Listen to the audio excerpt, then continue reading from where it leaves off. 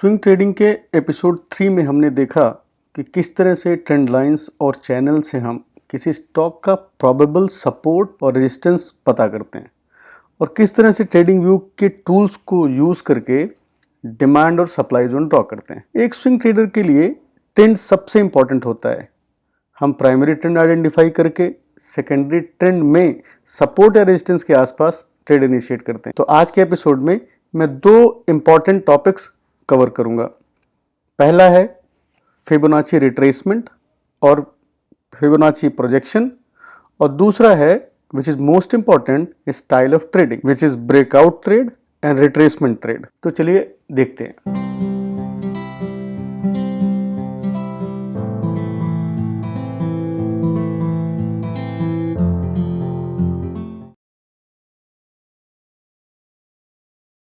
नमस्कार दोस्तों, buzzing stocks पे आप सबका स्वागत है।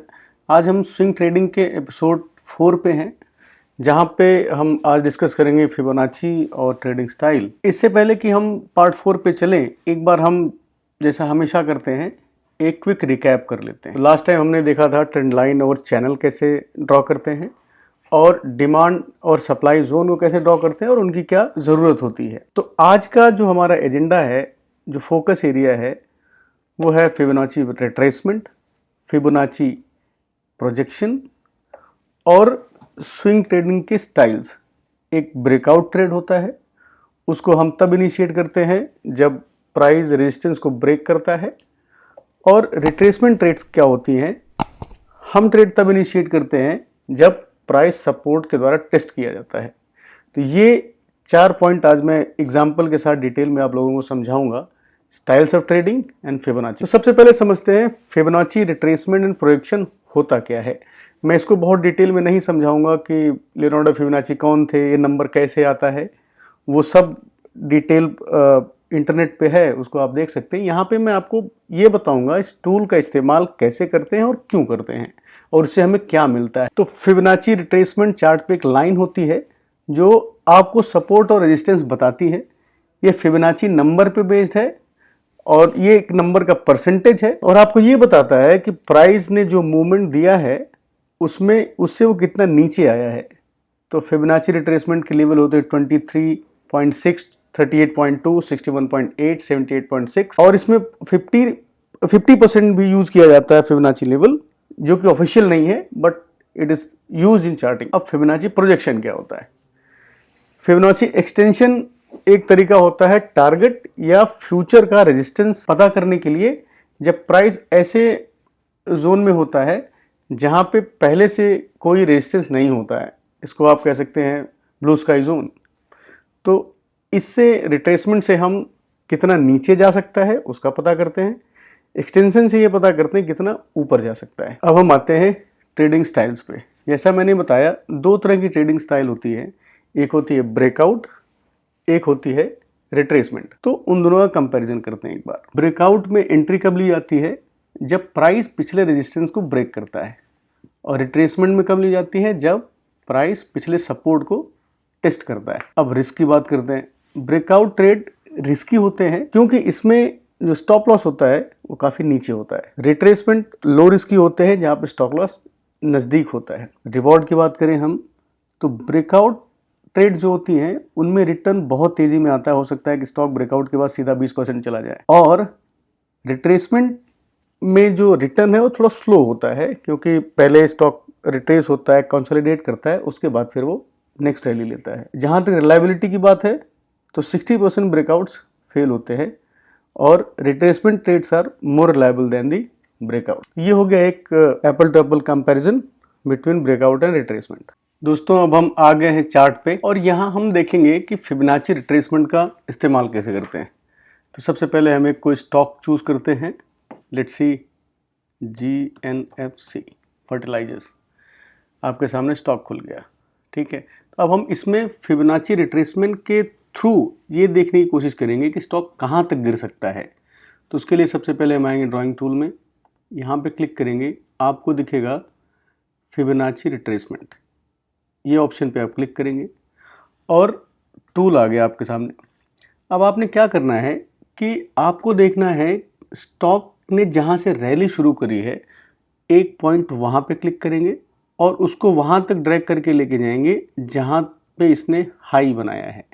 तो आप देखिए यहाँ पे क्लिक कर दिया मैंने, अब आपके सामने फिबोनाची रिट्रेसमेंट लग गई और ये सारे परसेंटेज लिख के आ रहे हैं, आपको दिख रहे होंगे 0.236, 382, 0.5, 618, 786। तो अगर आप देखें तो 382 एक ऐसा लेवल है जहाँ पे JNFC का स्टॉक बार बार सपोर्ट ले रहा है। You can see here, you can see here, you can see here. और आज भी ये 369 जो ये 368.2 है उसके आसपास ही रुका है। तो ये इससे हमें ये पता चलता है कि किस जगह पे आके स्टॉक रुक सकता है, रिट्रेसमेंट उसका कहाँ पे कंप्लीट होगा। अगर स्टॉक अच्छे खासे मोमेंटम में है तो वो यहीं से ऊपर चला जाएगा, या फिर अगर उसका अप ट्रेंड बरकरार है तो मैक्सिमम जो गोल्डन रेशियो है 618 यहाँ से मूव कर जाएगा। तो इन जनरल इससे हमें ये पता चलता है स्टॉक नीचे कितना जा सकता है, किस जगह पे वो सपोर्ट ले रहा है। तो JNFC के केस में आप देखें तो 1 2 3 4 5 6 टाइम्स ये इसी जगह पे सपोर्ट ले रहा है। तो there are probable high chances as per the Fibonacci retracement, इसका रिट्रेसमेंट यहाँ पे अगर कंप्लीट होगा, ग्रीन कैंडल आएगी तो यहाँ से ऊपर चला जाएगा। तो फिबोनाची रिट्रेसमेंट से हमें ये पता चलता है कि स्टॉक कहाँ पे सपोर्ट लेगा। एक और एग्जांपल लेते हैं, टेक कैपलिन पॉइंट। स्टॉक आपके सामने आ गया। अब इसमें भी हम वो सेम प्रोसेस फॉलो करेंगे। टूल्स में जाएंगे, फिबोनाची रिट्रेसमेंट को लेंगे और इसमें देखेंगे कि कहाँ से इसमें रैली शुरू हुई है। जैसे आपको यहाँ से भी दिख सकता है कि यहाँ से रैली शुरू हुई है। अब आप इसमें देख रहे होंगे कि कैपलिन पॉइंट का रिट्रेसमेंट लेवल क्या निकल के आ रहा है, 0.236। यह हर स्टॉक के लिए अलग अलग हो सकता है, डिपेंड करता है कि स्टॉक में मोमेंटम कितना है। तो आप देखिए यहाँ पे रुक रहा है, यहाँ पे रुक रहा है, यहाँ पे अभी सपोर्ट लिया, यहाँ रुका 3 बार, फिर उसके बाद ये ऊपर गया। अब हाई चांसेस है कि अगर इसके आसपास आता है तो फिर से ऊपर जाएगा। तो ये एक ये तरीका है जिससे आपको पता चलता है कि किस किस लेवल पे ये सपोर्ट ले सकता है। मान लीजिए इसने इसको यहाँ से तोड़ दिया, नीचे आया, तो नेक्स्ट सपोर्ट इसका बनेगा 382 विच इज़ दिस प्लेस, और नीचे आता है यहाँ पे, और मैक्सिमम नीचे आएगा अगर यहाँ पे आके 0.618 यहाँ पे आके अगर ऊपर नहीं जाता है तो स्टॉक पे फिर गड़बड़ी आ गई, स्टॉक खराब हो गया, नीचे चला गया। तो this is called golden ratio. यहाँ पे आके जनरली अगर स्टॉक मोमेंटम में है तो ऊपर चला जाता है, लेकिन आपको ध्यान रखना है कि किस लेवल पे वो सपोर्ट ले रहा है। तो कैपलिन पॉइंट के केस में अभी सपोर्ट बन के आ रहा है 0.236। इट शोज कि कैपलिन पॉइंट एक अच्छे मोमेंटम में है और ये इसका राइट बाइंग प्राइस है। आप देख रहे होंगे यहाँ पे तो बार बार यहाँ पे रुक रहा है। सो इस तरह से हम फिबोनाची रिट्रेसमेंट का इस्तेमाल करके ये पता कर सकते हैं कि स्टॉक कितना नीचे जाएगा। दोस्तों अब हम देखते हैं कि फिबोनाची प्रोजेक्शन का इस्तेमाल कैसे करते हैं और उसकी क्या ज़रूरत पड़ती है हमें, उसकी ज़रूरत हमें क्यों पड़ती है। तो उसके लिए हमें जैसा मैंने पहले बताया कि फिबोनाची प्रोजेक्शन का इस्तेमाल हम तब करते हैं जब हमें टारगेट निकालना होता है या रेजिस्टेंस निकालना होता है, और रिट्रेसमेंट का इस्तेमाल तब करते हैं जब हमें सपोर्ट निकालना होता है। तो let's take example of happiest mind. अब देखिए हैप्पीएस्ट माइंड का स्टॉक आपके सामने आ गया और अगर आप देखें तो नई लिस्टिंग है, इसमें आपको कहीं पर भी कोई फ्यूचर रेजिस्टेंस नहीं दिखाई पड़ रहा है, क्योंकि यहाँ से देखिए अप ट्रेंड में है और सेकेंडरी ट्रेंड आ रहे हैं बार बार, लेकिन कंटिन्यूस अप ट्रेंड में है, तो आपको कहीं पे भी फ्यूचर ऊपर रेजिस्टेंस नहीं मिल रहा है। तो इस तरह के केस में जब स्टॉक एक अनचार्टेड टेरिटरी में चल रहा होता है तो वहाँ पे हम उसका फ्यूचर टारगेट निकालने के लिए फिबोनाची प्रोजेक्शन का इस्तेमाल करते हैं। सेम आप यहाँ पे आएंगे, यहाँ पे मिलेगा आपको trend based fib extension, so click करेंगे आप। इसमें क्या करते हैं, आपने लेना होता है कि लोएस्ट पॉइंट जहाँ से इसने रैली शुरू करी थी उसके बाद हम आते हैं जहाँ तक ये पहले हाई बनाया था, उसके बाद कितना नीचे आया था। यहाँ पे इसमें आपको 3 पॉइंट मैच कराने होते हैं। तो अगर आप देखें तो आपके सामने प्रोजेक्शन आ गया कि हैप्पीएस्ट माइंड का स्टॉक कितना ऊपर जा सकता है। तो अगर आप गौर करें तो देखिए 0.618 से प्रोजेक्शन पे ये बार यहीं से 3 बार लौट के आया है। तो this price 934 is acting as a resistance for this. तो अगर मान लीजिए आपने यहाँ पे ख़रीदा होता और आपको पता नहीं कहाँ तक जाएगा, हो सकता है पहला टारगेट आपका ये निकल गया था, यहाँ से लौटा, फिर देखिए यहाँ से निकला, तो अब यहाँ से कहाँ जाएगा, तो उसका प्रोजेक्शन हम यहाँ से निकालते हैं फिबोनाची प्रोजेक्शन का इस्तेमाल करके, तो आपको दिख गया कि प्राइस यहाँ से लौट रहा है। अगर उसने इसको ब्रेक किया तो सेकंड टारगेट क्या निकल के आ रहा है आपका 1069। सिमिलरली अगर हम और देखें तो आपको देखो सारे लेवल निकल के आ रहे हैं। तो फिबोनाची एक्सटेंशन का इस्तेमाल तब किया जाता है जब आपको ऐसे स्टॉक का टारगेट निकालना होता है जो अपने ऑल टाइम हाई पे चल रहा है और आपको कोई प्रीवियस रेजिस्टेंस नहीं दिख रहा है। तो इसका एक एग्जांपल और लेते हैं हम, जो अभी अच्छे खासे अप ट्रेंड में है, दैट इज मास्टेक। आपको मास्टेक का स्टॉक दिख रहा है, इसमें कहीं पे भी आप देखिए तो ऊपर रेजिस्टेंस नहीं दिख रहा है कि जिसका आप रेफरेंस पॉइंट ले सकें कि अभी 2051 पे चल रहा है, 3000 पे कोई रेजिस्टेंस हो, ऐसी इसकी कोई हिस्ट्री नहीं है। मास्टेक का चार्ट हमारे सामने है और हम इसमें फिबोनाची एक्सटेंशन का इस्तेमाल करके इसका फ्यूचर टारगेट निकालेंगे। जहाँ से इसने अपनी जर्नी शुरू करी थी तेजी वाली, तो आप पहले पॉइंट से लेके दूसरे पॉइंट, दूसरे से तीसरे पॉइंट को कनेक्ट कर देंगे। तो आप कनेक्ट करिए तो आपको देखिए रिजल्ट दिख रहा है। आपको दिख रहा होगा कि कैसे स्टॉक, देखिए यहाँ से जो 2107 का फिबोनाची प्रोजेक्शन लेवल है वहाँ से इसने रिजेक्शन लिया है। अब कल को ये इसको ब्रेक करता है तो सेकंड टारगेट इज 2295। इसके ऊपर जाता है तो कहाँ टारगेट बनेगा 2598, 2785। तो इस तरह से आप फिबोनाची प्रोजेक्शन का इस्तेमाल करके किसी ऐसे स्टॉक का टारगेट पता कर सकते हैं जो अपने ऑल टाइम हाई पे चल रहा है। सबसे इंपॉर्टेंट टॉपिक पे which is swing trading styles, जिसमें दो स्टाइल होती है, breakout trades and retracement trade. तो सबसे पहले हम एग्जांपल देखेंगे ब्रेकआउट ट्रेड का, जिसमें मैं स्टॉक ले रहा हूँ JSL हिसार। मेरे सामने स्टॉक आ गया और मैंने इसमें पहले से ही एक सपोर्ट और रेजिस्टेंस ड्रॉ किया हुआ है।